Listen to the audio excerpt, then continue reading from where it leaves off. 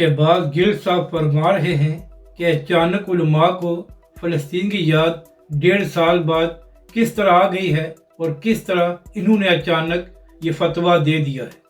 تو شہباز گل صاحب عرض یہ کرنی ہے کہ علماء کرام تو پچھلے 1.5 سال سے فلسطین کے معاملے پر آواز بلند کر رہے ہیں اور اسی طرح پاکستان کی تقریباً تمام ہی مذہبی سیاسی جماعتوں نے اس حوالے سے پرامن پروٹیسٹ کیا ہے۔ یہ الگ بات ہے کہ شہباز گل صاحب آپ عمران خان اور پی ٹی آئی کے حوالے سے اس قدر مصروف ہوتے ہیں کہ آپ کو پروٹیسٹ نظر نہیں آیا، تو اس کے ذمہ دار علماء کرام نہیں ہیں۔ اور دوسری بات یہ ہے کہ شہباز گل صاحب آپ علماء کرام سے تو یہ سوال کر رہے ہیں کہ اچانک علماء کرام کو 1.5 سال بعد فلسطین کی یاد کس طرح آ گئی ہے۔ آپ ذرا یہ بھی بتا دیں کہ آپ اور آپ کی جماعت نے 1.5 سال میں فلسطین کے حق میں کتنے پروٹیسٹ کیے ہیں اور کتنی آواز بلند کی ہے۔